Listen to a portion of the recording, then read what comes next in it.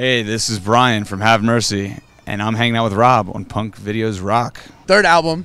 The last time we talked, you were about to release the second album. Yep. So tell me about that transition from the second to the third album. I know you weren't so happy with that second album. Yeah, I wasn't too stoked. There was a lot going on with our band at the time that we really couldn't like sit down and be comfortable writing a record. So this time we had 8 months to write and record, and we got it all done. And it's, to me, incredible. I'm proud, very proud of it.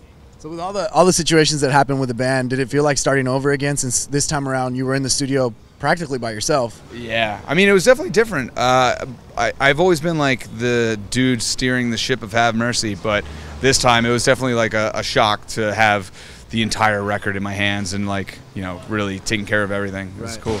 And this time you reunited with Paul Levitt. Yes. I remember that first time you were saying, like, oh, we finally got at least a month. Yeah.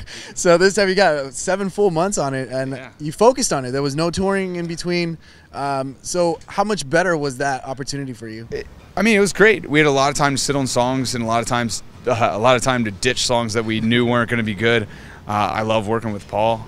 7 months in the studio with him was fun. I know by the end of it we were all burnt on the record, but luckily we got it done. Right. Yeah. And did he challenge you in any new way this time around, now that, I mean, you were the whole project? Oh, yeah. Well, we also had another producer in there, Brian McTurnan, so we all kind of like challenged each other to write different things and write, I don't know, better songs altogether. Right.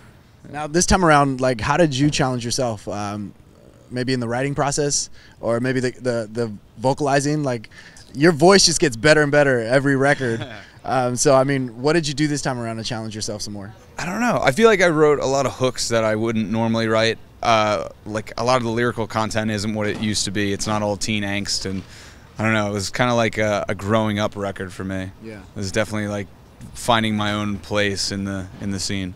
You said there was a lot of you had enough time to toss out some of the records. Oh, yeah. What was wrong with those records? There's so many songs that we wrote that like just didn't fit the style of the record, or like we're good but just like kind of corny. Right. I don't know. We probably ditched 10 or 11 songs. Hopefully, maybe one day they'll come out. I don't know.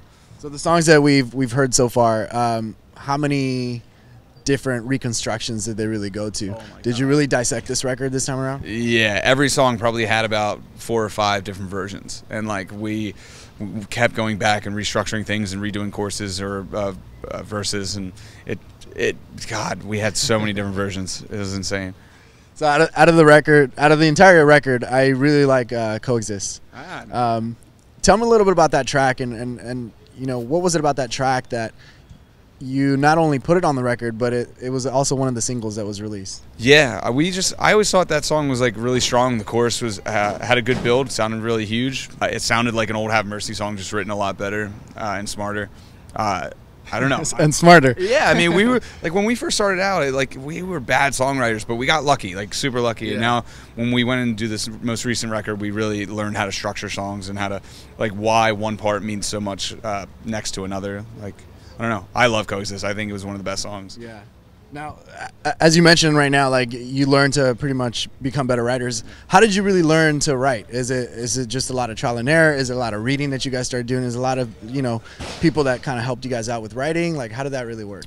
I don't know. Brian McTurnan, producer on the record, like, really taught us a lot about songwriting. We did some co-writes with him, and every, like, there's a science behind it that I never understood, and he taught us a lot of, like, why a hook is so good in this spot, or why one lyric needs to stand out in this part. We learned so much. Like, me and my writing partner learned so much on this newest record. It was insane. Now let's talk a little bit about your vocals, because like I said, your vocals just keep getting better and better. I love that, like, grunge, raspy sound out of you. Do you do anything as far as, like, in order to better your vocals, or are you just a natural, like, singer like that? No, I've neglected my voice. I've never taken care of myself. But yeah, I think I've just gotten more comfortable using my own voice, and on the newest record, like, knew where I could go and knew, like, not to blow out my voice. Right. You know, it just came naturally. Yeah. So this tour, it's yourself. You have a band behind you. Oh, yeah. How does that work? Are they part of the band? Are they, you know, people that are just on this tour and then they're going to change between tours? That's up to them.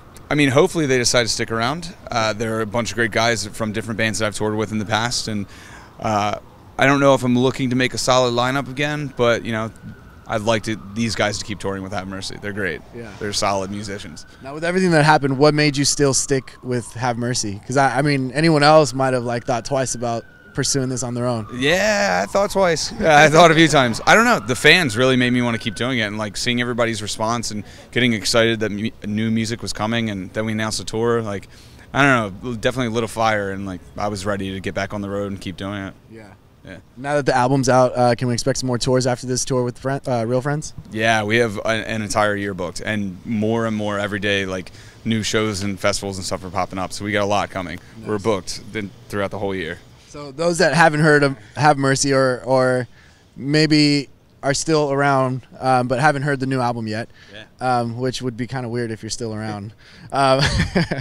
What's so different this time around with Have Mercy? Like, who is Have Mercy today? I don't know. That's a tough question. I don't know. Have Mercy is, oh geez, Have Mercy is the style of music that we play, the feel that we give, and you know the fans' reaction to everything. It's vulnerable, it's emotional, but I don't know. I feel like the new record definitely appeals to a broader audience, and hopefully people will listen to it. Right. I don't know. We'll see. Awesome, dude. Well, thanks for hanging out with me again. You guys be sure to catch Have Mercy. The new album is out now on Hopeless Records. It is called Make the Best of It, and you should pick it up because it's good.